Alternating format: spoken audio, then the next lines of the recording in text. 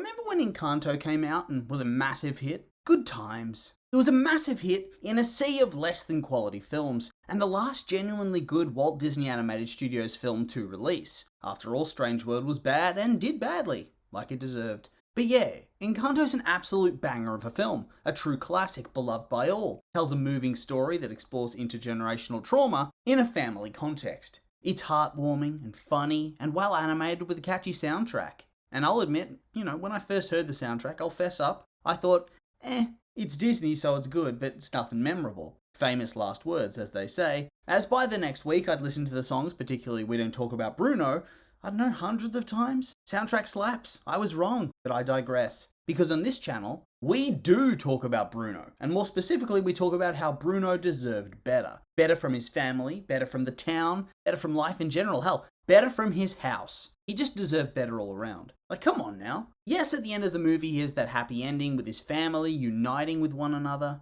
and welcoming him back and all that, but man, if this was me, I'd be pretty peeved. Like, let's just go through the dude's life, shall we? So, when he was a little baby, his dad was killed after they were forced to flee their village due to war, but the protection of his mum's candle saves the day and stops the rest of them from being killed, creating a magic house for them all to live in. And each of them's given their own powers when they turn 5 years old. Pretty decent life so far. Hell, they even get given their own gigantic living spaces by the house. But this is where it all starts to go wrong for Bruno. He gets given the gift of prophecy, which is pretty awesome if you ask me. It's not a bad power to have at all. Some of it would suck, no doubt, especially if you aren't able to change things and can see terrible things coming, although it seems that you actually can change things if you try hard enough, as Bruno's Mirabelle prophecy does change during the course of the film, even if Grandma's actions end up making the original one come true again. So once again, seems like he's got it made. People can come to him for all sorts of things. But that's not the reality he faces, because for starters, the house just screws him over,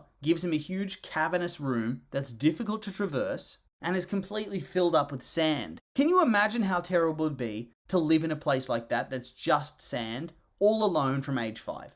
I don't like sand. It's coarse and rough and irritating, and it gets everywhere. A truly terrible quality of life. Oh, poor dude. But hey, at least the town that depends on all their magical powers really likes and appreciates him, right? Right? No, they do not. And in fact, they blame him straight up for anything and everything that goes wrong when he makes a prediction. Even though I'd guess that the majority of the time, it's not like he just walked up to people and forced them to listen to his prophecies. It was him being asked by people to get involved, to speak up, to do this thing at their request. And so when he tells them something they don't want to hear, well then they want to assign blame to somebody. They want a scapegoat to make themselves feel better. Oh, it's that damn Bruno. He's always causing trouble with his predictions. Like, not exactly friendly, is it? Not a great way to make a guy feel welcome in your town, or to thank him for going out of his way to check out any potential prophecies for events that might impact your life. But yeah, let's make him the town pariah, even a decade after he went missing. To the point that everybody can get involved with a massive song and dance number where they mock and belittle him and talk about how he's pretty much undesirable number one. And this would be pretty sucky. Everybody in town worships his family. Everybody except him. His mum's the matriarch, one sister makes superfood that heals all ailments, and the other sister brings about good weather when she's happy. So I guarantee most people in the town would go out of their way to make sure she never gets upset. But Bruno's over there, in his sandpit with no friends, the outcast for no real reason at all. Damn. But hey, at least there's his family, right? Wrong, because they treat him like an outcast as well, it seems. After all, do they not also take part in the large song and dance number where he is slandered and put on blast by their entire community? Did they step in to stop people from treating him like shit? Probably not, if we're being honest. Like I said, the weather sister openly shit talks him and doesn't seem to even like it when he's mentioned to begin with. And on top of that, they don't really seem all that cut up about the fact that he's been missing for a decade. Then his mum, the fact that when he returned to the family, he expected that his mum was going to blame him for everything and think badly of him, kind of speaks volumes as to what his upbringing in her home was like. I'm guessing he copped a lot of shit. Either for predicting something and it coming true, and thus it was his fault in his mother's eyes as he willed it into the universe, and is the one who brought this bad karma upon everybody else, or I would also suggest there's a good chance that when he didn't predict something, and was as surprised as anybody else, he ended up also just copying it from his mum there too.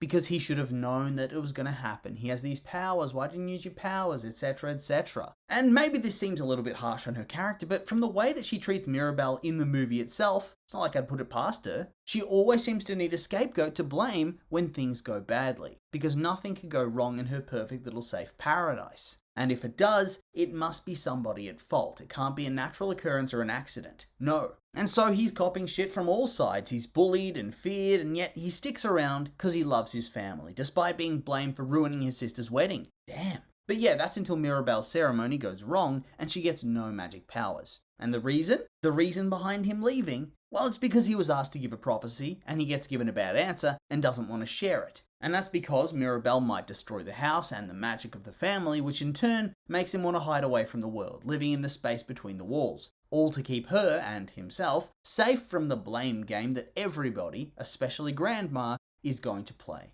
And I gotta say, what an excellent uncle. And so the dude stays in isolation, alone and sad, separated from his sisters and his mother and his nieces and nephews. Hell, he doesn't even get to hold or meet the youngest one, as he was gone into hiding before he was even born. He just watches them through cracks and keyholes. What a sad life. And instead of everybody just openly mourning and regretting the things they said and did to him, it seems that his mum and sisters allowed these rumours to fester, and for him to become a ghost story. Nobody seems legitimately sorry that he's gone. I mean, one sister sings a song about how much he sucks. She's joined to this song by her husband, with the two of them competing to try to get across how much Bruno sucks before the other one can. One of the sons literally sings about how the dude's a horrific monster, a ghoul who feasts upon the screams of children, and then another can straight up hear him in the walls. She admits that she can hear him muttering and mumbling, and considering how close they actually are to him physically, and considering the walls also seem to be pretty damn thin, surely she could have just straight up heard him perfectly. Heard him being lonely, doing his voices and his characters,